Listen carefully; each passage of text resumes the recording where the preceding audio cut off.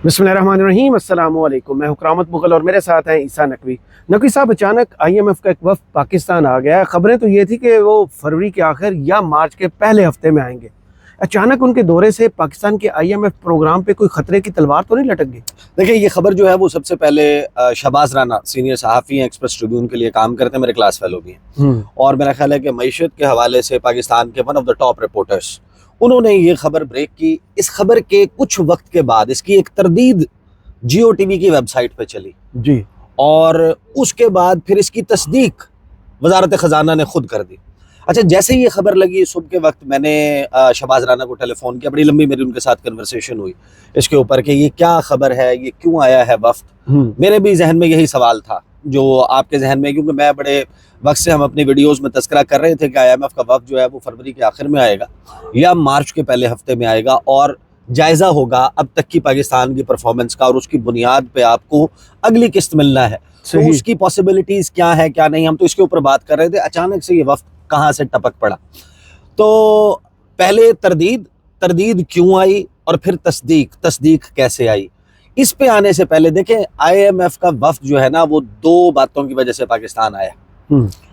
Number one ये कि IMF ने आपको दोबारा ये बावर करवाया है, जैसे वो दुनिया में हर वो मुल्क जिसको वो कर्जा देता है जी, उसको वो ये बावर करवाता रहता है कि आपको पैसे अय्याशी के लिए नहीं दिए गए, सही, ये पैसे उड़ाने के लिए नहीं दिए गए। यानी आप अब एक बंदा आपसे मांगने के लिए आए और आप उससे ये पूछने में तो हक बजाने होंगे ना कि नशा तो नहीं करेगा सही, वेला तो नहीं कराएगा, यानी कहीं उड़ा तो नहीं दोगे, अय्याशी तो नहीं करोगे, सही, जुए में तो नहीं लगा दोगे, पैसा लुटा तो नहीं दोगे, जिस जरूरत के लिए मांग रहे हो उस जरूरत पे ही लगाओगे या कहीं और लगा दोगे। सही।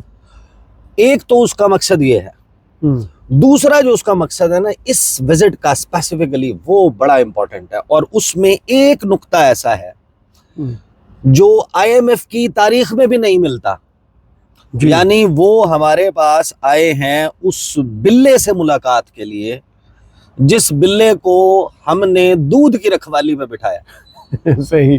यानी एक कड़ाहा है दूध का, उसके ऊपर मलाई की एक मोटी तय जो है वो जमी हुई है, और हमने एक बिल्ले को लाके बिठा दिया कि ये बिल्ला जो है वो इस दूध की रखवाली करेगा। तो आप सोचे ना, बिल्ला भूखा, शदीद भूखा, दूध की रखवाली पे बैठा हुआ, चेक एंड बैलेंस भी कोई नहीं है, तो सवाल तो उठेगा ना, लोग तो आगे पूछेंगे कि ये जो बिल्ला आपने बिठाया हुआ है दूध की रखवाली पे, ये किस तरीके से कर लिया मियाँ आपने। सही, फार्मूला बताएं। तो पहले मैं आपको बता देता हूँ, ये खबर जो शहबाज राना ने दी इसकी जुजियात बड़ी अहम है, और उसको आप उस इश्तिहार के साथ मिला के देखें जो 8 फरवरी को इश्तिहार लगा है, और वो जो दो खबरें चली हैं बड़ी अहम, एक ये कि हमने 5 में से 3 बड़े अहदाफ IMF के पूरे कर लिए हैं, सही, और एक खबर जिसमें ये पता चला है कि हुकूमत ने अब इसको पॉकेट मार हुकूमत ही कहेंगे ना, अच्छा, जेब तराश, जेब कुतरों की हुकूमत है ना।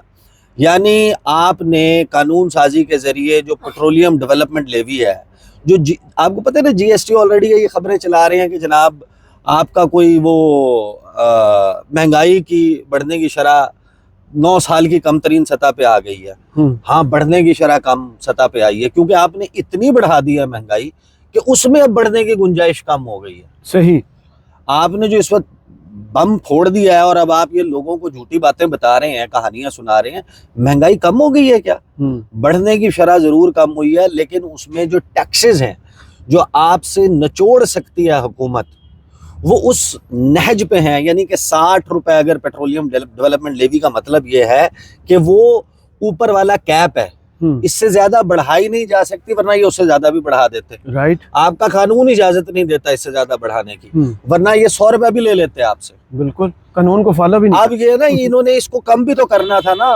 सही, आप लोगों से पैसा मार किस तरीके से रहे हैं। अच्छा, आ जाए जो इसकी जो तरदीद आई ना, तरदीद ऐसे आई कि शहबाज राना ने जैसे ये खबर की ना, तो जो सवाल मेरे जहन में सबसे पहले आया था, या जो आपने आगाज में पूछा कि वो वफ्द जो जायजे का वफ्द था, रिव्यू का वफ्द था, उसने तो फरवरी के आखिर में या मार्च के शुरू में आना था।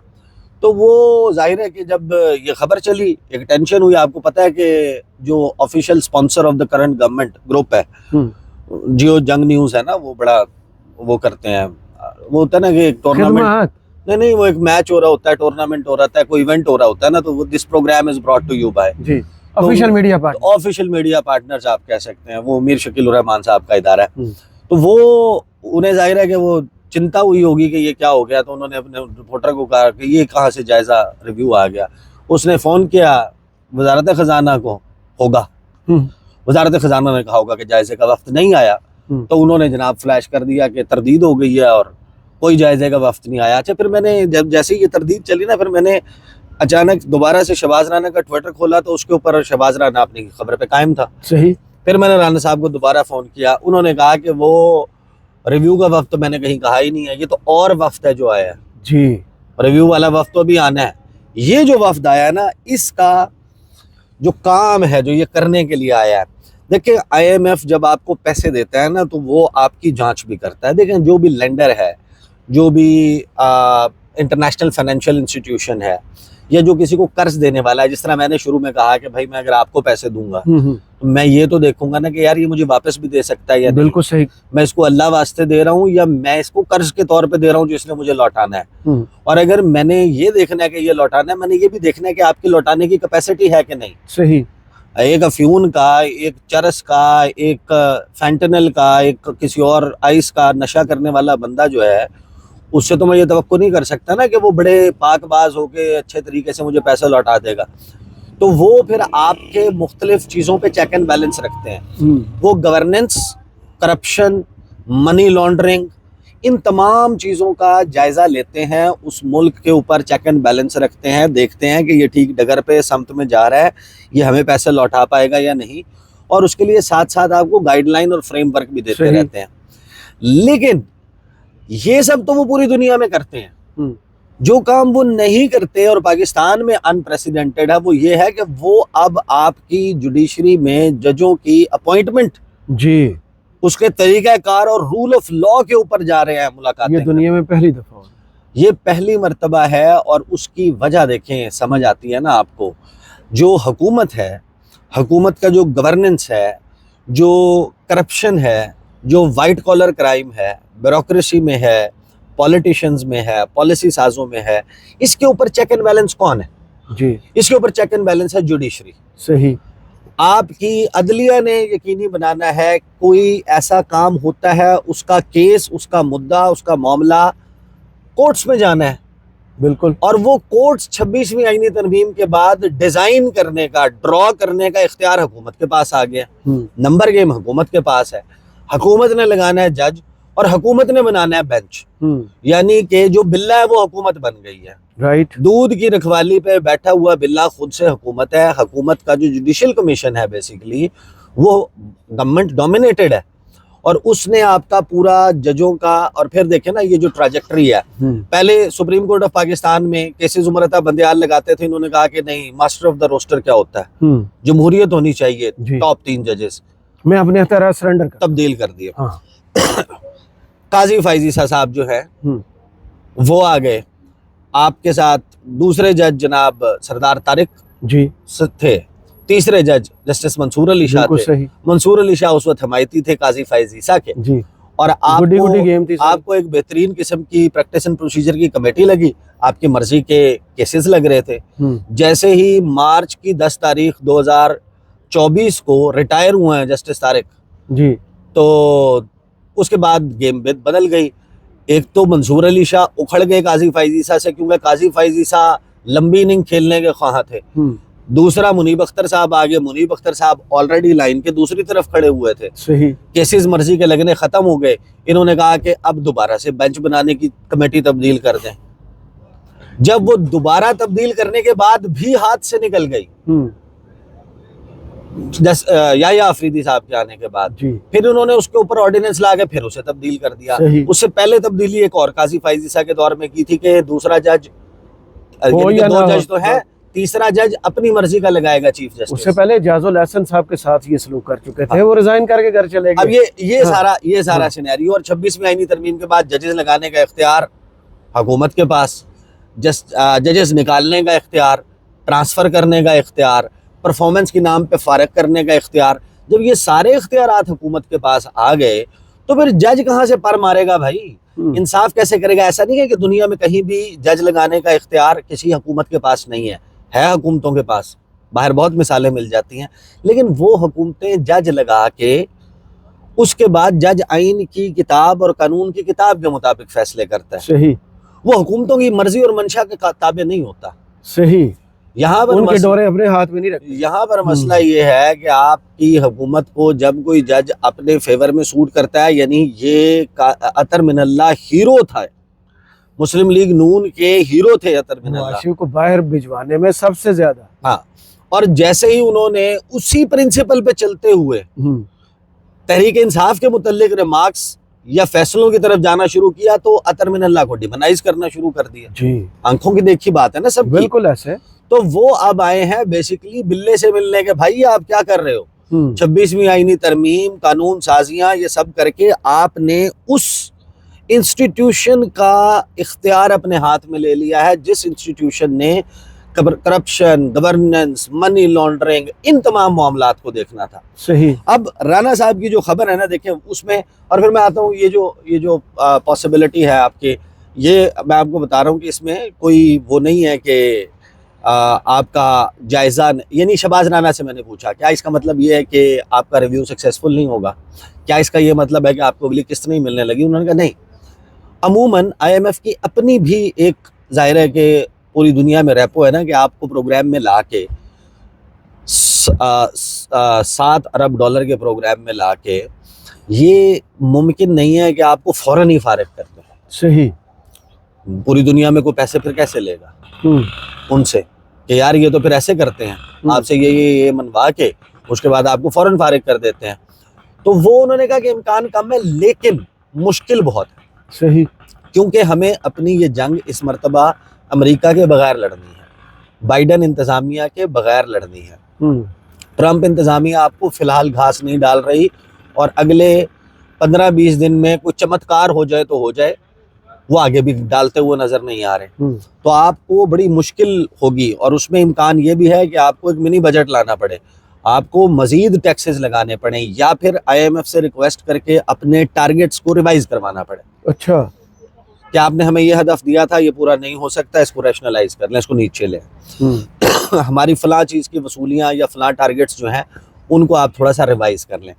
اب وہ جن سے ملاقاتیں کرنے جا رہے ہیں، رانا صاحب کہتے ہیں کہ جو آئی ایم ایف ہے اس نے پاکستان ایک مشن بھیجا ہے، وہ comprehensive governance and corruption assessment کرے گا، جس میں review of the process of appointments of ججز، جوڈیشل انٹیگریٹی اینڈ انڈیپینڈنس، یہ شامل ہے۔ یہ پہلی مرتبہ کا اس قسم کا ایک تفصیلی مشن ہے جو پاکستان بھیجا گیا ہے، Pakistan governance and corruption diagnostic assessment کے نام سے۔ اس نے اپنا کام شروع کر دیا ہے، 14 فروری تک یہ کام کرے گا، اور انہوں نے کہا کہ حکومت کے اور سفارتی ذرائع نے اس بات کی تصدیق کی ہے۔